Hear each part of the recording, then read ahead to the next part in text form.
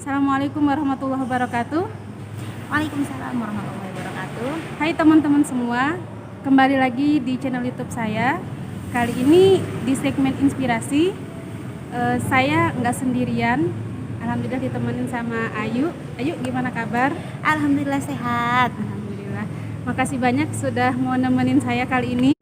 Biar nggak terlalu krik-krik gini channel YouTube saya gitu. Jadi ada teman ngobrol. Yuk, sore ini saya pengen ngajakin ngobrol santai saja, ngobrol ringan tentang perempuan. Kalau menurut Ayu nih, perempuan yang keren itu kayak gimana sih? Perempuan yang keren, yang penuh inspirasi itu seperti apa? Kalau menurut saya, perempuan yang keren, yang cool, yang inspiratif, kemudian yang cerdas itu sebenarnya sudah terangkum semua dalam diri atau dari sifat-sifat sikapnya para sahabiah sebenarnya kalau menurut saya. Karena memang di sahabiah itu berbeda-beda karakter, beda-beda sifat, kemudian kekerenannya itu berbeda-beda, ada yang lebih cerdas, kemudian yang perkasa, kemudian yang lemah lembut, yang suka bersedekah. Itu jadi kayak fokus kita tuh lebih kayak yang keren-keren tuh ada di sahabiah semua ternyata. Oke. Berarti intinya kalau perempuan keren itu menurut Ayu teladannya atau tolak ukurnya itu para sahabiah yang hidup di zaman Rasulullah, dan itu indikatornya adalah ternyata dari kecerdasannya, dari keimanannya seperti itu kan. Kalau para sahabiah itu seperti itu. Tidak banyak gitu kisah-kisah tentang mereka di buku-buku itu yang mengulas kecantikan tuh sedikit. Lebih Tapi banyak memang tentang mereka juga ada yang digambarkan sangat cantik sekali. Yes. Seperti salah satu istrinya Rasulullah, Sofia, itu kan orang yang sangat cantik sekali gitu. Jadi kayak semuanya itu ada ke para sahabiah gitu. Oke. Jadi mereka tuh paket komplit.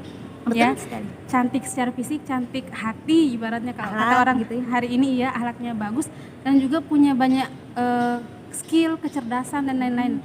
Nah, jadi itu maksud saya lebih banyak, tapi kisah itu yang menonjolkan tentang skill mereka itu, kecerdasan mereka dan akhlaknya gitu ya. Akhlak, hubungannya dengan Allah dan sebagainya. Nah, berbicara tentang sahabiah nih, kalau gitu menurut atau dari Ayu tuh paling seneng itu ada salah satu sahabiah yang kayak paling Ayu suka lah ceritanya atau paling diinget lah, itu siapa sih?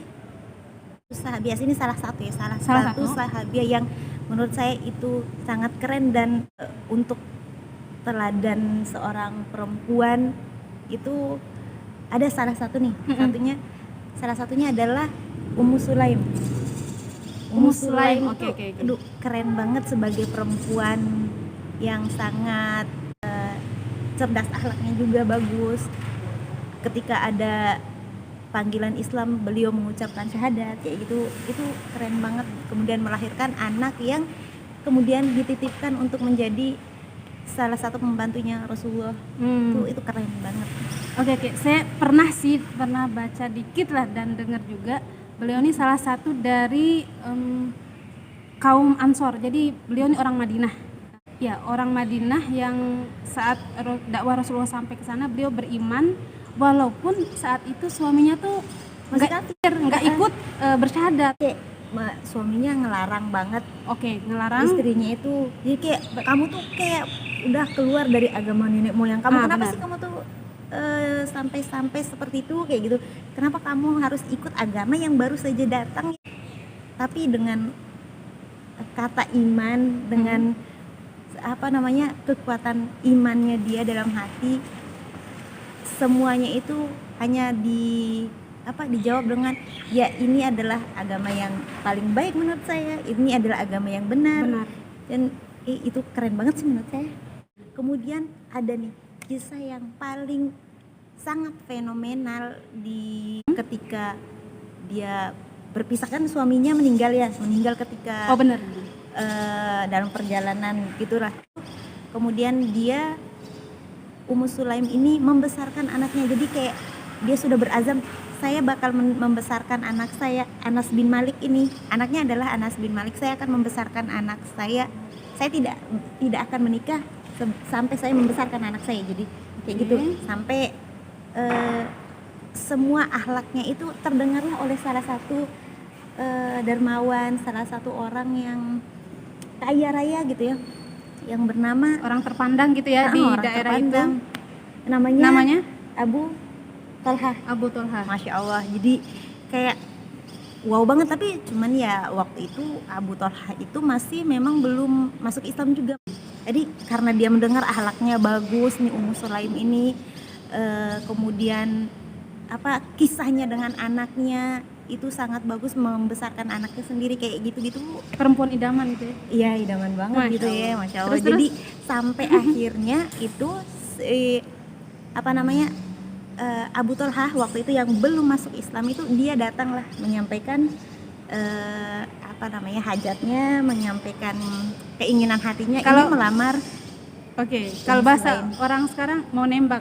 Nembak Ummu Sulaim. betul. Tapi bukan buat pacaran. Tapi nembaknya itu nembak mau dilamar. Dilamar. Oke. Tahu nggak dengan apa?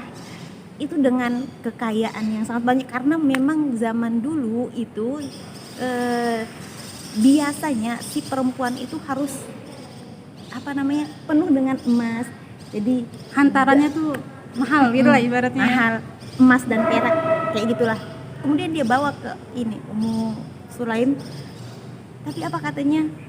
Bukannya saya nggak terima, tapi kamu ini masih belum masuk Islam. Dia datang sampai Abu Talha pun bilang, gini loh, saya tahu kok apa yang kamu butuhkan, apa yang kamu Inginkan ya sebagai cewek gitu. Terus ditanya sama si ini Ummu Sulaim radhiyallahu anha, emang apa yang saya butuhkan, kayak gitu. Kamu itu membutuhkan emas dan perak, kayak katanya begitu. Tapi katanya enggak kok, saya enggak ngebutuhin itu. Saya butuhnya adalah keimanan, keislaman. Jadi kayak wow banget bagi ini si Abu Talha yang belum masuk Islam pada saat itu. Akhirnya dia udah 2 kali nih ditolak nih, ditembak, tolak gitu. Sampai dia kayak pokoknya nggak mau putus asa, pantang mundur. Tapi bukan berarti cinta ditolak dukun bertindak ya, bukan yang gitu. Jangan main dukun. Enggak. Tapi dia bener-bener saya nggak boleh putus asa. Akhirnya Oke. dia berjuang terus nih. Berjuang. Berjuang. Akhirnya dia datengin, dia tanya, saya harus kemana untuk belajar Islam ini? Harus ngapain? Harus ngapain? Oke. Akhirnya dikasih tau lah, kamu boleh belajar kepada orang yang pengajar yang paling baik, yang paling bagus gitu ya, yang dengan akhlaknya yang paling mulia kayak gitu. Beliau adalah Rasulullah SAW, Nabi Muhammad SAW. Sallallahu alaihi wasallam. Akhirnya dia datanglah si Abu Talha ini datang kepada Rasulullah. Kemudian ketika waktu itu Rasulullah itu sedang duduklah berbincang-bincang sama para sahabat yang lain. Kemudian datanglah dia.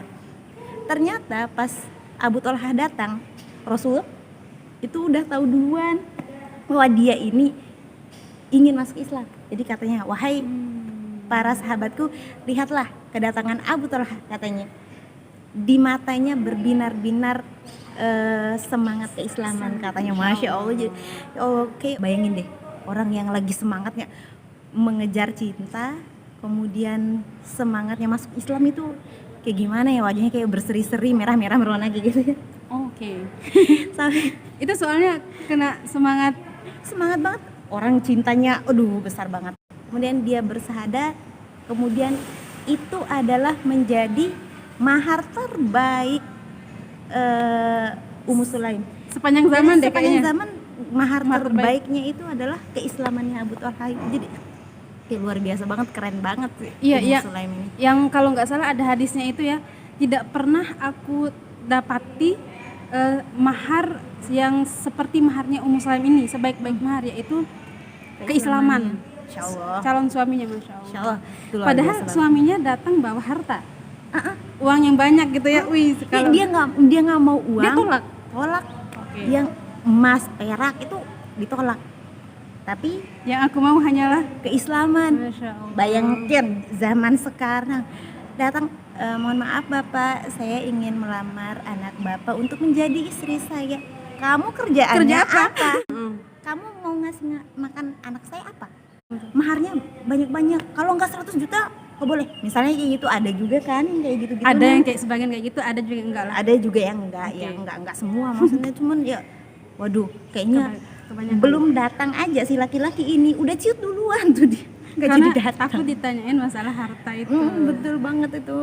Jadi gimana menurutnya? Kalau menurut saya sih, aduh itu teladan banget sih Ummu Sulaim itu.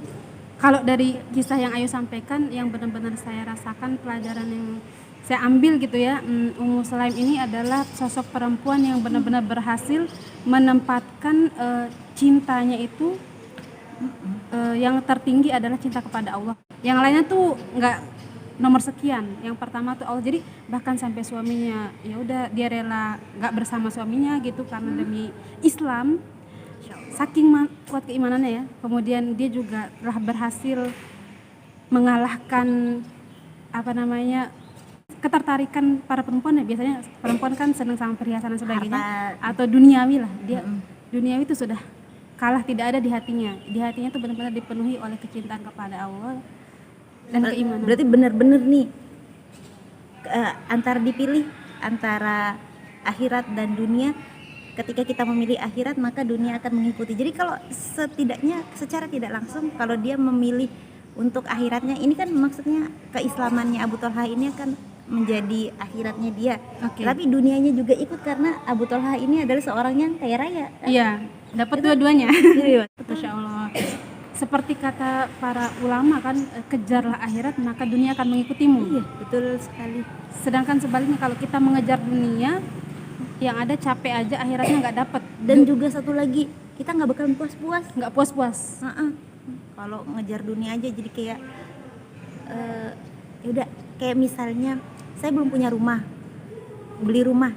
Udah punya rumah, saya belum punya mobil. Setelah udah punya mobil, saya belum punya 2 mobilnya. Setelah itu saya belum punya tabungan, saya belum punya ini, saya belum punya. Jadi kayak kita tuh nggak pernah puas-puas sih. Kayak memang manusia itu fitrahnya kayak gitu ya. Jadi nggak bisa puas. Tapi keren banget kisahnya Ummu Sulaim itu buat kita kayak ya Allah, pingin nikah itu jangan sampai duit mulu yang yang dibahas. Jangan sampai duit mulu yang di otaknya duit. Jadi ada yang mau ngajak nikah, emangnya nanti kalau kita udah nikah nanti kita tinggal di mana? Emang nanti kalau udah nikah kamu kerja apa? Kalau kita udah nikah nanti gimana sama saya suka belanja ini belanja itu gitu. Jadi kayak ya Luar biasa ya. Jadi kalau kayak dikomparasikan dengan yang saat ini, perempuan saat ini ya setidaknya walaupun nggak mengikuti semua ya, kalau di zaman sekarang misalnya ada yang mengatakan juga saya itu nggak butuh uang tapi saya butuh cinta, ya nggak juga, bukan berarti seperti itu juga kan. Jadi kalau kita menikah juga tidak hanya bisa makan cinta kan, tetapi juga bukan berarti itu menjadi bukan menjadi itu adalah Prioritas utama bukan. Untuk kita ini. Setidaknya bukan kita menerima seseorang itu bukan karena pekerjaan tetapnya dia, tetapi tetap bekerja karena laki-laki yang yang bertanggung jawab itu dia akan bekerja siang malam, dia akan tetap berusaha untuk menghidupi keluarganya bagaimanapun caranya. Walaupun dia akan menggosok WC, dia akan memikul padi, gabah dan sebagainya, itu saya yakin karena kan dari zaman dulu orang-orang tua kita itu kan kerjaannya memikul gabah, itu mereka bisa menafkahi keluarganya, kemudian bisa menyekolahkan anak-anaknya. Kenapa kita nggak ini, maksudnya ya walaupun zaman sekarang udah nggak ada yang kayak mikul-mikul itu gabah, ya setidaknya mereka pasti akan punya pekerjaan, saya yakin, karena rezeki itu udah dijamin jelas ya. Karena menikah itu rezekinya 2 orang itu digabung kan. Oke, benar-benar. Jadi rezeki dari istri, rezeki dari suami, walaupun itu nantinya akan datang lewat suami, tetapi di situ ada rezeki istrinya juga. Jadi seperti itu. Anyway, kenapa larinya jadi ke pernikahan ya? Karena kisahnya ini tentang pernikahan, tentang maharnya kan. Intinya kalau kita mengerucut kembali ke sosok perempuan teladan itu tadi, sifat-sifatnya berarti apa aja tuh kalau dari kisah Ummu Sulaim? Kalau dari kisah Ummu Sulaim, yang menjadi teladannya itu ya keimanan lah, yang paling diutamakan keimanan. Cintanya kepada Allah itu lebih besar daripada cintanya kepada apapun. Kemudian akhlaknya kepada anaknya, kasih sayangnya kepada anaknya. Kemudian bahkan beliau mau memberikan anaknya kepada Rasulullah untuk dijadikan pembantu. Jadi kayak ya asisten rumah tangga gitu. Tapi yang itu bukan berarti dia menginginkan yaudah anaknya jadi pembantu kayak gitu, tetapi untuk mengambil ilmu dari Rasulullah. Dan anaknya bernama Anas bin Malik itu adalah salah satu orang yang sangat banyak meriwayatkan hadis. Masya Allah. Jadi kayak orang-orang Jadi lain yang ulama ya. Iya, jadi orang-orang lainnya itu kayak mereka nggak tahu hadis-hadis apa yang dikeluarkan oleh Rasulullah ketika di dalam rumah, dialah yang meriwayatkan hadis di dalam rumah. Jadi kayak orang-orang lain, sahabat-sahabat yang lain tuh pada bertanya kepada Anas bin Malik, bagaimana keseharian Rasulullah gitu. Karena dia Rasulullah yang benar-benar ngikutin, nemenin Rasulullah. Oke, berarti pelajaran kedua tuh, jadilah seorang ibu yang cerdas, yang tahu gitu, mencari guru terbaik untuk anaknya. Betul. Cara mendidik anak itu dengan mengirimkan dia kepada guru lah, mengutus dia kepada guru terbaik.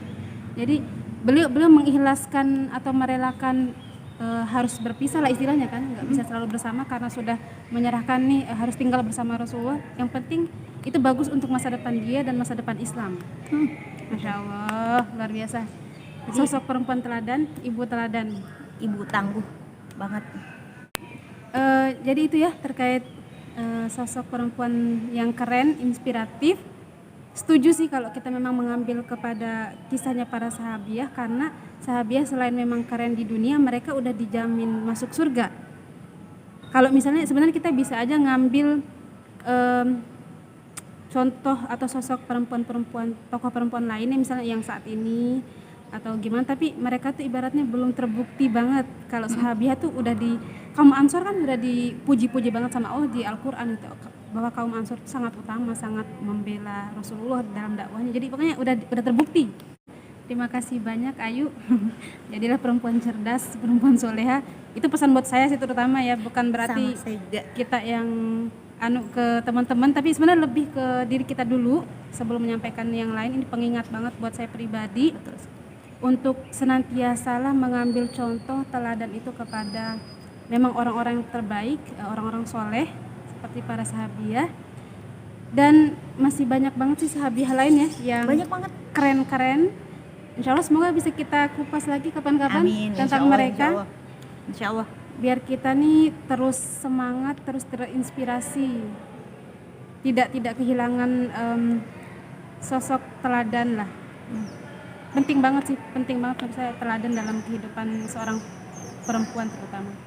Biar dia nggak ngekor yang lain. Pokoknya teladan terbaik itu para Rasulullah, sahabiah. Iya, para sahabat sahabiah dan juga terutama Rasulullah Sallallahu Alaihi Wasallam. Udah, itu aja kali ya untuk obrolan kali ini. Sekali lagi terima kasih banyak Ayu. Semoga lain kali kita bisa ngobrol-ngobrol santai lagi dan bermanfaat ya. Semoga ini untuk saya pribadi dan untuk teman-teman yang menyaksikan. Jangan lupa subscribe channel YouTube saya Rin Vlog dan juga channel YouTube Ayu FNR. Ayu di bawah FNR di bawah sini. Insya Allah ya, ntar ada, semoga ada di bawah. Nanti ada di deskripsi ya. Oh, di deskripsi. Makasih ada Ayu. di deskripsi. Makasih banyak. Semoga kita bisa tetap belajar dan juga terus memperbaiki diri. Amin. Oke, semuanya terima kasih. Assalamualaikum warahmatullahi wabarakatuh. Waalaikumsalam warahmatullahi wabarakatuh.